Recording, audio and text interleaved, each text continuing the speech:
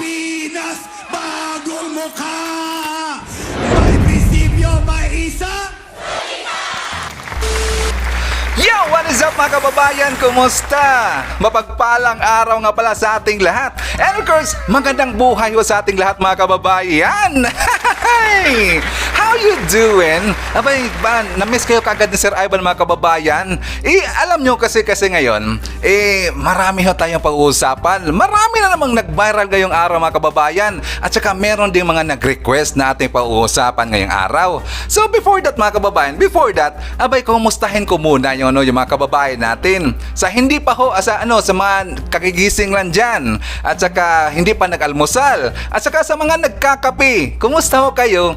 Ako papainitin ho kayo ni Sir Ivan bigla ngayong araw na to. Kasi I will be your son. And of course, magandang hapon, magandang gabi, kung gabi man dyan sa inyo. Depende ho yan sa time zone ng ating lugar. So nga, hopefully, nasa maayos ho tayo na kalagayan.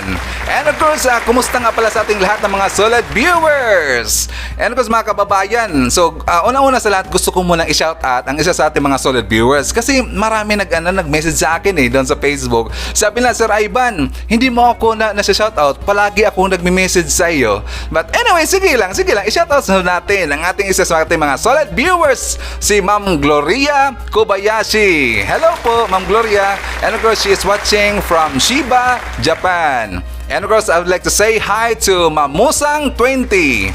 Of course, shout out rin kay Sir Elordi de la Santos from Marinduque. Shout out rin kay Sir Aurelio Mendez from KSA. Hi to Ma'am Felicitas Mante. And of course, shout out ko rin ang si Showbiz Chikaduro. Abay, bumisita pala siya sa atin mga kababayan. Si Showbiz Chikaduro, malaking channel ho yan. Abay, it's an honor naman. Binisita ako ni Showbiz Chikaduro kagabi. Ay, hello sir. Shout out sa inyo. And of course, say hi also kay Sir Case Pascasio. So nga mga kababayan, abay alam nyo na, wala na mahabang intro nito pa.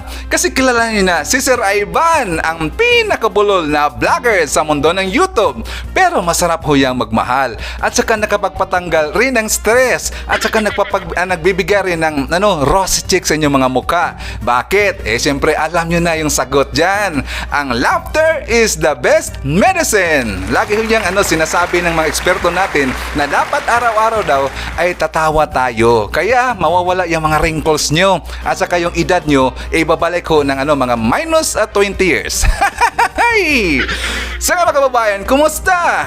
Abay, ngayon unahin mo natin mga kababayan. May nag-request nga na pag-usapan daw natin si Ma'am Sas. Yung insidente ho doon sa Church of God sa Dasmariñas. Pero later na ho yan. Meron tayong kukuritin. Kukuritin natin yan. Abay, thank you nga pala doon sa nag-comment doon sa isa sa post sa Facebook, yung kay Miss Sas. Meron nagsabi doon mga kababayan, Sir Ivan, pasok! But thank you nga pala for trusting. Thank you so much. And of course, meron na tayong pag-usapan mga kababayan, mamaya yung sa CHR. Diba? Lagi ko sinasabi dito na yung CHR, hindi ko yan tatantanan. Lagi ko yan kukuritin. May discovery akong video mga kababayan. Sabi ko nga sa inyo, merong kababalaghan dyan sa CHR sabi ko sa inyo, butin lang siguro yung sinisigaw natin ng CHR dito mga kababayan, meron sigurong nakarinig. Ngayon parang sinisilip na nila. Okay, thank you na. Mamaya pag-usapan na mga kababayan. So, una sa ating storytelling ngayong araw, papunta muna tayo sa medyo mild hanggang sa papainit tayo. Dahil nga si mga kababayan, pag-usapan natin ang showbiz muna, si Vice Ganda. 'Di ba si Vice Ganda mga kababayan, 'di ba mukhang sinabi ng mga kabilang kampo na parang kinancel daw natin dahil nga yung ticket niya doon sa Dubai at saka sa Abu Dhabi parang hindi daw buminta. Kasi may plano si Vice Ganda mga kababayan na mag-concert doon sa Dubai. So ngayon, dahil nga parang hindi buminta yung ticket niya doon, gusto niya i-move yung date ng kanyang konserto. So ngayon mga kababayan, abay dahil nga sa usapin na yan, meron siyang ginawang strategy. Napansin kagad ni Sir Ivan Pero akala ko lang una mga kababayan, parang joke lang. Parang nagpa-viral lang yung ganyang balita. Abay, nung tinignan ko na yung video, abay, totoo pala. Totoo pala. Kasi si ano mga kababayan, si Bas Ganda sa show niya, doon sa Showtime, kasama niya siya si ano, ni Kim Cho. Siyempre, meron kasing contestant doon na kinanta yung ano, yung tono ng low, yung low ng Florida. Alam na alam niya yung kanta niya mga kababayan. Yung kanta nga na ganun, yung apple bottle jeans boots with the fur, the whole club is looking at her. Yung ganun na kanta. Di ba, medyo katunog yan sa ano? Katunog yan eh. So ngayon mga kababayan, abay si Bas Ganda parang gustong magpasipsip ngayon, parang bumalingbing. Bakit? So while kinanta niya ang tono na yan mga kababayan, ipinasok niya ho yung ano, yung political campaign jingle ni Andrew E. Siyempre katunog, di ba? Katunog yung ano, yung bagong lipunan, bagong mukha. Yung ganun, katunog yan eh. Ipinasok ni Bas Ganda mga kababayan. Kasi magkatunog yan eh. Parang nagpasipsip ngayon si Bas Ganda. At saka ngayon, nakakatawa kasi mga kababayan, si Kim Cho parang nagulat. Si Jiboy, ganun, bakit kinanta yun? Siyempre si Kim Cho, ano pa rin yan eh, bitter pa rin yan eh. Bitter na bitter. Buti na lang si Bas Ganda mga kababayan, parang he go with the flow na lang siya. He go with the flow kasi wala naman silang wala na magagawa. Siyempre, suportahan na lang nila yung government at saka yung color ng government. Suportahan na lang nila. Buti lang si Bas Ganda parang medyo bumalimbing. Alam ko naman bumalimbing yan eh. Kinanta niya yung jingle ni Andrew A. Nagpaparinig. Akala ko joke lang mga kababayan. Totoo pala sa video. Kaya nga nag-viral yan ngayon. Tingnan nyo, sa hindi pa nakita, nag-viral eh. So ngayon siyempre, alam niyo naman ang utak ng mga dilawan ngayon. Abay, pinaringgan nila si Bas Ganda. Ano daw nangyari? Parang ganun. Kasi itong si Kim Cho lang naman nagpaano doon mga kababayan. Ako okay lang naman, okay. Natuwa nga ako eh. Kumanta nga rin ako eh. Siyempre okay lang yun. Siyempre entertainer nga si Bas Ganda. Kahit iba yung kulay na mga kababayan, kahit iba, ano nila natin, tayo lang magpaubaya kung hate man nila tayo, ibigay natin sa kanila hindi hatred. Pero ang point lang ni Sir Ivan dito, kukorritin ko lang yung medyo may kababalaghan na ginawa, may kabulastagang ginawa, yun ang kukorritin ko. Pero pag ganyan, kung kumambyo na ho sila, okay lang sa atin yan. Pero ibabalita pa rin natin. So nga mga kababayan, kaya nga sabi ko sa inyo, si Kim Cho parang alam na, parang nasaktan eh. So ngayon, ang kanta na yan, gusto niya ibalik sa original, yung kanta ni Low na Florida. So ngayon, yun ho ang nag-viral mga kababayan. Tingnan nyo lang ho, sa hindi nakita, tingnan nyo lang ho yung video. Marami yan ngayon. Nag-viral na. So ngayon, punta naman tayo sa isang usapin. So from Bas Ganda, punta ho tayo sa paparating na ho na movie ni Daryl Yap mga kababayan. Yung sinabi ko sa inyo, yung made in Malacanang. Yung istorya, yung gagawing istorya is about sa the last 72 hours nung andun pa sila sa Malacanang, yung mga Marcos, bago sila nag-EDSA Revolution. Yun kasi ang theme ng ang gagawing movie. 'Di ba marami umalma diyan mga kababayan, yung mga dilawan ng mga director, yung mga dilawan ng mga producers, umalma diyan. Pati na yung iba. 'Di ba mayroong pagbabanta na isang barilin daw, yung ganun, 'di ba yung sinabi ko niyan noon sa balita. So nga mga kababayan, siyempre ang movie na yan, parang sa isip nila magiging historical revisionism. But anyways, hindi naman talaga sasabihin nila naman na diyan, ang mangyayari ka diyan kung ano talaga ang totoo. Kasi ang pinaka-source niyan, siyempre si Ma'am Imelda. Siyempre, magsasabi yan sa totoo si Ma'am Imelda kung ano talagang nangyari doon before sa EDSA Revolution nung andun pa sila sa Malacanang. So nga mga kababayan, ngayon ang mga dilawan parang parang nagulat ha. Alam niyo kung sinong kukunin na artista ni Daryl Yap? Si Ma'am Rufa Gutierrez. Si Ma'am Rufa Gutierrez ang kunin na magiging ang gaganap na artista bilang Ma'am Imelda Marcos. Bagay na bagay ito mga kababayan. Nagulat na ako si Ma'am Rufa Gutierrez bagay na bagay ito. Talagang sasakit yung puso ng mga dilawan dito, lalo na mapapanood na ito sa sinihan at saka sa mga streaming. Naku, iwan ko lang kung anong gagawin lang dito. Siguro alam niyo naman yung mga dilawan mga kababayan, handang-handa sila kahit na anong gagawin. Alam kong marami namang mga aktivista dyan, marami namang mag-oppose dyan, marami na magrarally. Alam ko yan eh. Basang-basa ko na yung mga utak ng mga dilawan eh. Maraming magrarally na naman dyan. Saka siguro maara naman nila itong yung about sa mga movie. Nakalimutan ko lang ng meron maghawak niyan eh, na isang parang grupo mga kababayan, MTRCB. Talagang bibirahin na naman ng mga dilawan yan ang MTRCB mga kababayan, na baka siguro ayaw ipalabas niyan. Uunahin ko na tong mga dilawan, unahan ko na to. So nga mga kababayan, para marami tayong mapag-usapan ngayon, jump naman tayo. Ito na. Itong request ninyo about kay Miss Sas. Miss Sas, yung si Ma'am Sasot, doon sa incident sa Dasmariñas, sa Church of God. Siya nga pala mga kababayan, abay unang-una sa lahat, gusto kong i-separate mo dito ang isip nyo kasi 'di ba, Church of God.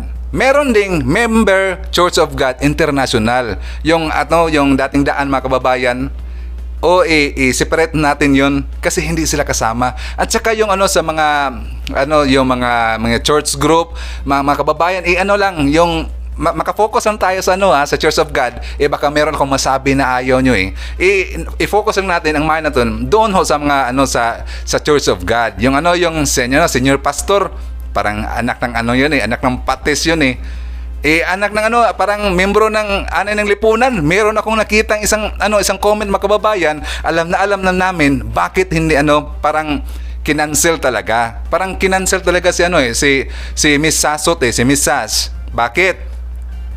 Kasi doon mga kababayan, 'di ba? Before that day, 14 hours, I think 14 hours o 12 hours, alam na ni Miss Sasot na sinabihan siya ng admin ng Southern Philippines Institute na baka merong mga changes. Merong mga changes. So mga kababayan, kasi sinabi rin ng admin ng school na yon na dapat daw gusto ng Church of God na papalitan daw yung wag daw yung LGBTQ na magiging guest speaker or mag-perform doon sa kanilang podium, sa kanilang podium naman yun mga kababayan yung may graduation na area, podium naman yun. Ngayon mga kababayan, siyempre si Miss Sasot mabait yan. Kaya lang hindi naman siya nagpumilit. Ang pumilit dito yung church, church, yung school yung Southern Philippines Institute. Yun nagpumilit kay Miss Sasot. Sumunod lang siya.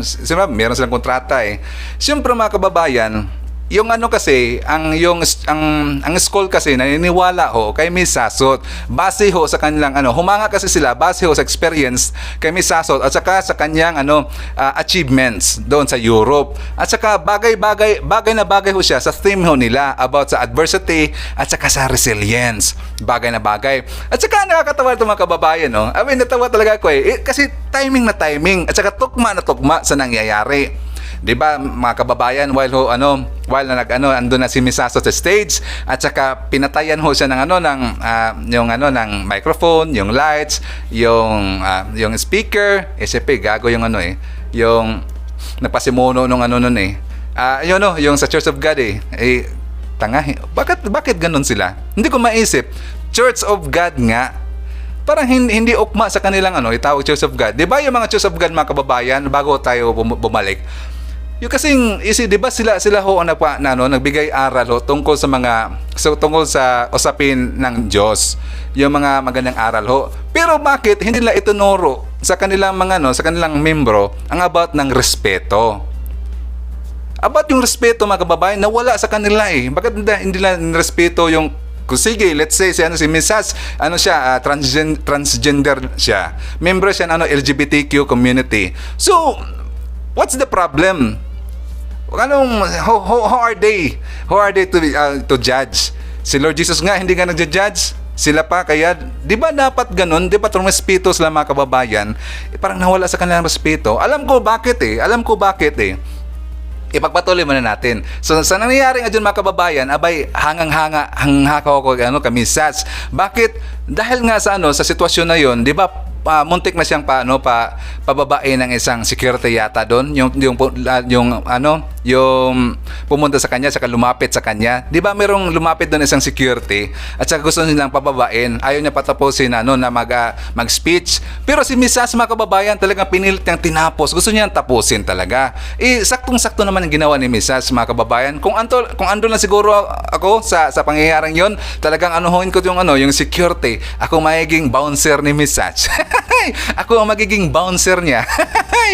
So ngayon mga kababayan, abay hangang-hanga kami kasi si Mrs. mga kababayan talagang she stand firm at saka nagiging professional siya. Doon namin nakikilala ng masyado na si Mrs. mga kababayan. Ako personally hindi ko kilala si Mrs. Nakikita ko lang siya as a vlogger. At saka isa ho siyang mga kababayan sa hindi nakakaalam, isa ho siyang foreign expert ho. Kaya kinuha ho siya. Totoo, foreign policy expert ho siya, si Mrs. At saka kaya nga siya kinuha ng school. At saka talagang hangang-hanga sila kay Mrs. So mga kababayan, dahil nga sa insidente yon, abay yung pamunuan nga pala ng school mga kababayan, humihingi ho ng dispensa kay Mrs. dahil nga sa graduation ceremony incident. At saka alam niyo mga kababayan, humihingi nga pala. Merong binigay na letter ho tingnan ko dito. Merong ibinigay ho ang letter yung Southern Philippines Institute mga kababayan kay Miss Sach. Ang sabi ho nila, "Dear Miss Sach, no words can express how much we were hurt by the unexpected turn of events in relation to our invitation to you as a guest speaker at our senior high school graduation exercise batch 2022. I wanted to convey our sincere apology to you for the unprofessional reception we both got from COD, yung Church of God mga kababayan. We are hoping that SPIST may continue to have a harmonious relationship with you. May God shower us with more blessings in our respective careers." Abay, napaganda ho ang mensahe ng school mga kababayan kay Miss Sach. Talagang humingo sila ng pangumanhin. Ang problema dito mga kababayan, itong school na to, itong si senior pastor, anong apelyido ho nun? Basta siya basta bishop siya Bishop Anthony Velasco nga pala. Ito membro to ng Ok-Ok. Alam niyo bakit mga kababayan? Meron ho akong nakita na comment ho. Aside pa sa kay aside pa ho sa kay Miss Sach, kasi meron siyang parang binigay na information. Kasi meron siyang nakuha na information. Sabi na dito mga kababayan, the last speaker of the school was also an LGBT. Tingnan niyo mga kababayan, ang last speaker, yung last year speaker ay isang LGBT. Pero nang dumating na sa time ni Miss Sach, para siyang kinancel, ayaw sa kanila. Bakit? Siyempre si Miss Sach mga kababayan, BBM supporters yan Nalaman na namin ngayon. So sabi nila, yung last time daw, sabi ni Sach, yung last time daw, LGBT yung speaker, also sa Church of God din. Their MC is also LGBT. Tingnan mo yan, yung MC mga kababayan, LGBT rin. Pastor Velasco, wag yung laruin ang tao. Sabihin ninyo lahat ng dahilan. Yun ho ang statement ni Miss Sach mga kababayan. So ngayon, nagbasa-basa ako mga kababayan. Nagbasa-basa si Sir Ivan sa mga comments sa baba doon sa nag-viral na video kasi maraming nakilala kay yung sa bishop na yun, yung senior pastor ho diyan sa Church of God. Alam niyo mga kababayan na nagpunta pala diyan si Lini noon sa kasagsagan ng campaign. Abay parang sinuportahan pala nila. Meron din nagsabi mga kababayan, ito hindi to confirm. Ang sabi daw nila, ang Church of God sinuportahan ay si BBM. Alam ko parang parang pinagtakpan lang doon yung itong senior pastor diyan Sabi nila suportado doon si BBM. Pero meron na nakilala din mga kababayan at saka andun rin malapit lang doon sa sa area ng Church of God na sa podium, nagsabi na nagpunta daw doon si Lenny. At saka andun rin nag-campaign rally. At saka yung mga Pinklawan supporters laging napupunta diyan mga kababayan. So ngayon parang confirm namin Pinklawan to. Kaya nga kinancel niya si Miss Sach kasi BBM supporter. So yun ang totoo ngayon mga kababayan. Alam na namin kung bakit kinancel nila si Miss Sach. At saka don't worry Miss Sach, andito ho kami laging susuporta sa inyo. So ngayon mga kababayan, dahil nga sa incident nga yan, merong statement merong statement ang itong senior pastor nila si Velasco. Sabi niya kasi, meron ako napansin ito mga kababayan. Dito na lang tayo kasi alam kong marami ng vlogger nagsabi nito eh. Dito na tayo dito sa number 1 ho niya. Sabi niya, the sanctuary, particularly the pulpit, should not be used for political endorsement. Wala namang political endorsement naman doon. Iba naman yung tema ang pinasabi na yung speech ni Miss Sasot about naman sa adversity at saka sa resilience. So parang na siya dito, parang ikis na siya dito. So ngayon mga kababayan, sabi niya, we do not allow LGBTQ to perform a special number, be a guest speaker on our podium or ministry pulpit. Hindi ministry pulpit yon, podium yon. So ngayon mga kababayan, itong pangatlo, medyo gumanon yung tinga ni Sir Ivan dito eh. Napansin ka agad eh. Sabi niya dito mga kababayan, and a reasonable amount of donation is required to cover for the church upkeep. Abay, meron parang reasonable price daw. Donation, reasonable price. Meron bang ganun? 'Di ba ang donation mga kababayan, walang amount yan sinasabi yan. 'Di ba heartily given yan eh. Kung donation nga, hindi mo alam kung magkaano yan. Dapat sinabi pa reasonable price. Abay, parang may mali dito. Parang may mali dito. At saka sabi po niya mga kababayan, parang ibabalik daw nila yung mayroong silang sinabi dito na ibabalik daw nila yung down payment. Meron siya sinabi ibabalik daw nila down payment pag hindi sila sumunod sa gusto nila sa agreement. At saka nagtataka ako, bakit down payment yung term niya? Nagiging down payment ba yung donation? Abay, parang nakahalata na talaga ako eh. Bakit nagiging sinabi niyang down payment yung donation? Hindi naman masabi natin na yung donation nagiging down payment. Hindi ho, iba ang down payment, nasa contract ho 'yan. Kung mayroong kontrata kayong pinagsasign diyan, tsaka ito yung amount as a down payment, hindi yung donation. Hindi yung donation, talagang down payment 'yan. Pero sinabi niya ng una, donation nga mga kababayan. Sabi niya donation daw, reasonable price donation. At talagang parang may problema talaga dito eh. Balita ko may magkakaso dito mga kababayan. May magkakaso talaga dito eh. Nabalita ko yan. At saka alam niyo mga kababayan, dito meron ding kababalagan itong News 5. Itong News 5 talagang itong wala sa ayos talaga mga kababayan eh. Di ba nga dahil nga sa insidente kay Mrs. doon sa Dasmariñas, sa Church of God, nagmalita yung News 5 mga kababayan. Ang sabi niya sa balita, habang binabasa ang kanyang speech bilang guest speaker sa graduation ceremony sa Southern Philippines Institute of Science and Technology sa Cavite, namatay ang mikropono ng vlogger na si Sas Rogando Sasot. Anong namatay? Tanga. Namatay, iba ho ang namatay kasi pinatayan.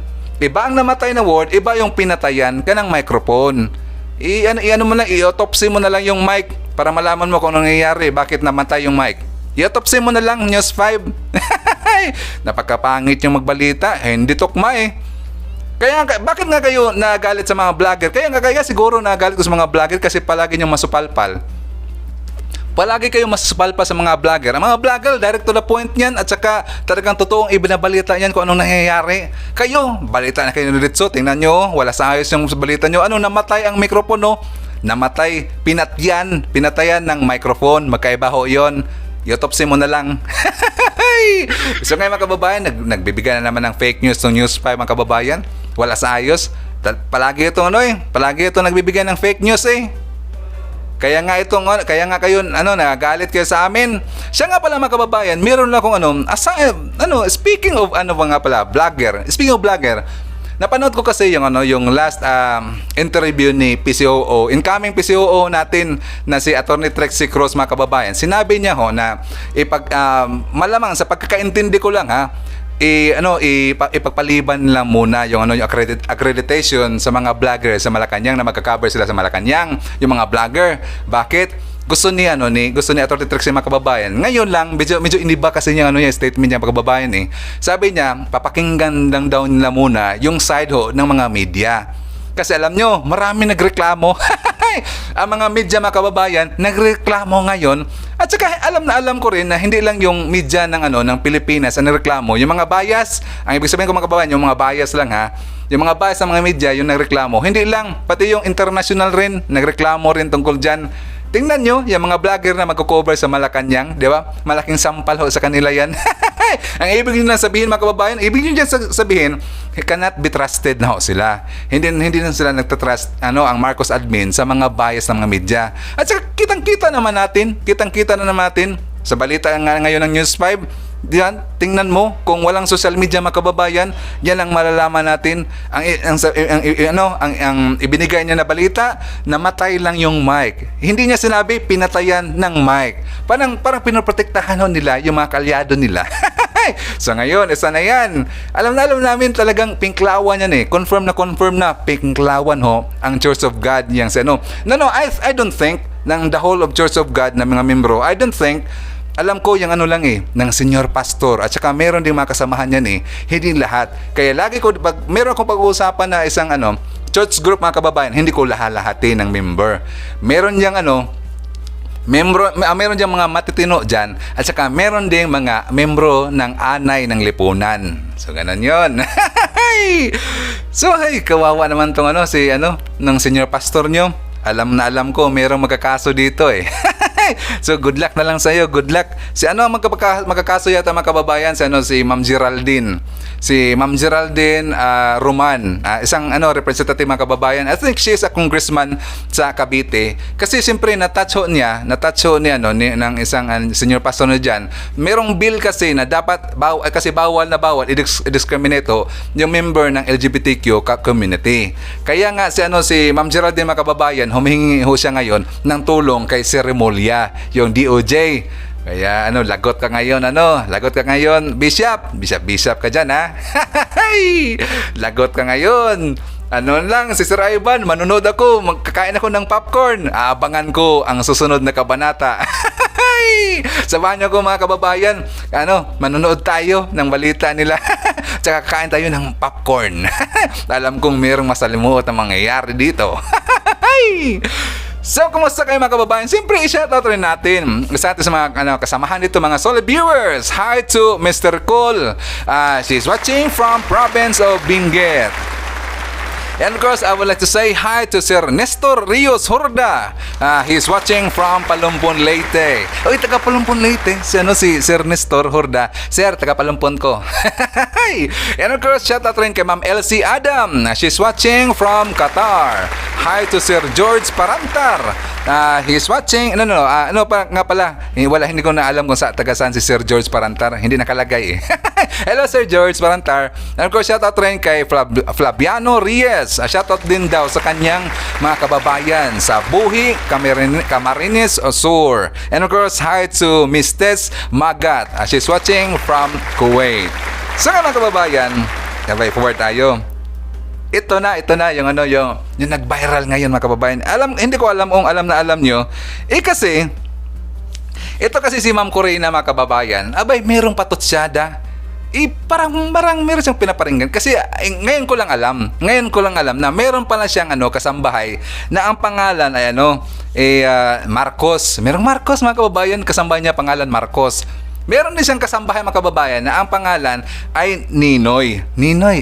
Parang partner na, best friend Ngayon, si Ma'am Corina mga kababayan naghahanap rin ng isang kasambahay na pangalan ay Lenny, upang samahan daw niya si Marcos at Ninoy. Balita yan.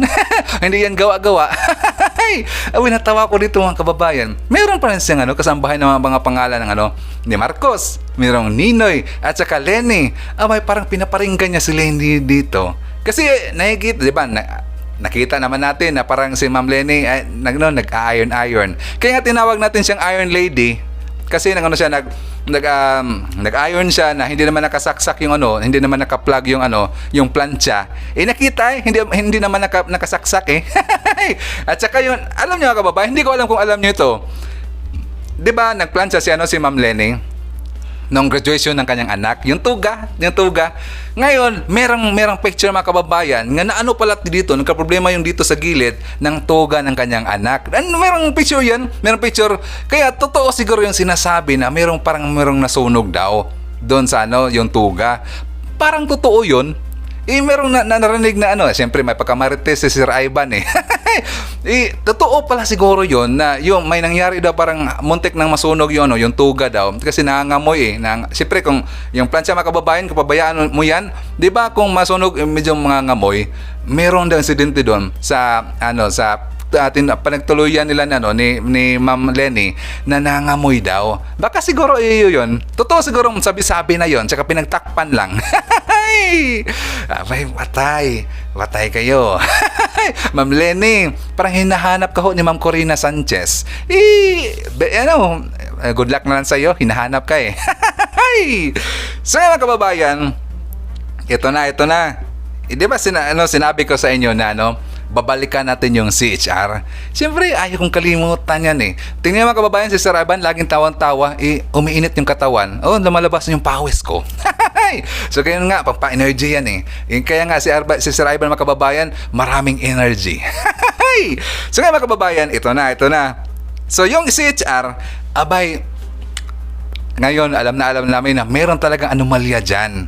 Hindi ba lagi kong sinisigaw itong mga kababayan na sana yung Marcos admin or kang PRD o kay PRD na sana silipin ho itong CHR. Kasi malaki ho ang budget ng CHR mga kababayan. Sinasabi ko dito, di ba? Almost billion, 900 plus million yun almost billion yun. Kaya nagtataka ko, ano ba talaga yung project dito ng CHR?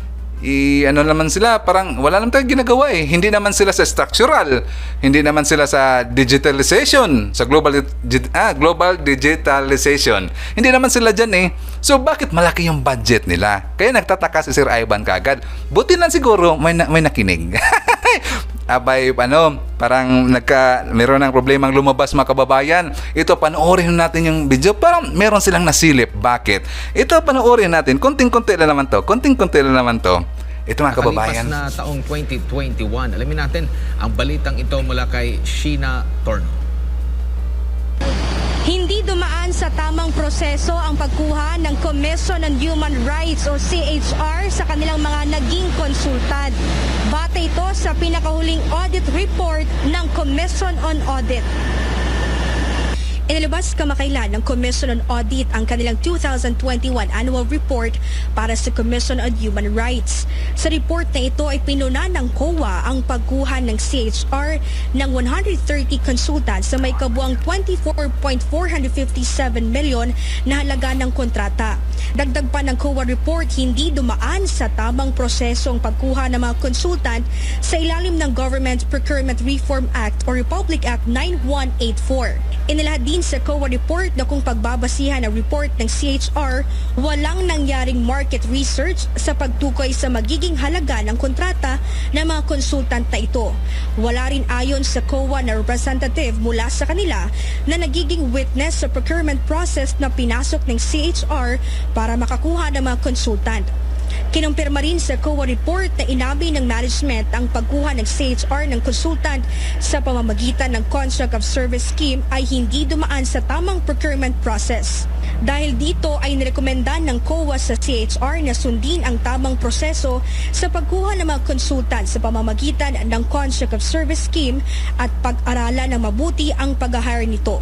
Pinaaalahanan din ng COA ang Procurement Division ng CHR na istriktong sundin ang procurement law sa pagkuha ng mga serbisyo mula sa mga consultant o pumasok sa contract service agreement sa pamamagitan ng pag-notify sa COA hinggil sa naturang procurement. Pero ang Commission on Human Rights ay... So ngayon mga kababayan, parang good news to Sabi ko sa inyo talagang si Sir Ivan, hanapin yan hindi natin to tatantanan mga kababayan itong CHR. Ipasaway ito Gustong-gusto nga ni PRD na ipa-abolish ito. Abay, gusto ko rin na ipa-abolish to. Wala naman tong ginagawa mga kababayan. Nagbabayad lang yung government sa kanila para kontrahin yung government. Tanga to, walang magawa to. Alam na namin yan Sabay, i-recess ka talaga ni Sir Ivan. Talagang susundan ka ni Sir Ivan. Si HR, ito na. Lumalabas na yung mga baho. Ano na? Kasi nga, nakakaduda kasi yung budget nyo. Ano bang ginagawa talaga ng office nyo dyan? Yung department mo dyan? Bakit napakalaki ng budget nyo dyan? Abay, parang ano dyan Parang delikado na kayo dyan Parang mangamoy abuloy siya. Hindi yung budget nyo, hindi naman kayo sa sa DPWH, yung sa mga road widening, wala naman kayo diyan. Hindi naman nyo yan. Hindi nyo naman hindi naman kabilang sa inyong office diyan. Wala kayo diyan So talagang hindi natin tatantanan ng mga kababayan, natatawa ako dito Buti na lang parang may improvement, merong progress sa ating ipinagsisigaw natin. Si HR, bigyan kayo ng ganun na to lang, 'di ba? China-challenge kayo ng ni Lieutenant General. China-challenge kayo pag meron silang pupuntahang Dragon War, meron silang 'di ba sabi ni Lieutenant General na bigyan kayo ng ng baril at saka kayo ang paunahin doon. Tingnan niyo daw ang galing ninyo. Tingnan para malalaman niyo kung anong mangyayari. Puro lang kayo puro lang kayo yaw-yaw So mga kababayan, siyempre shoutout rin natin si Ma'am Aritas Alabastro. Yan, shoutout rin kay Ma'am Elvira Cantilado Balihon. Elvira Cantilado Balihon. And of course, shoutout rin kay Sir Alexander Grag. He's watching from Riyadh, KSA. Hi to Ma'am Ab Gumo. Shoutout rin kay Ma'am Gloria Santera from Bacoor, Cavite. Hi to Ma'am Margarita Fontelias. Shoutout kay Daya Nang. And of course, shoutout rin kay sa YouTube channel na Marisa's Channel, watching from Bahrain. So maraming salamat mga kababayan kung nakaabot ka dito sa portion nito.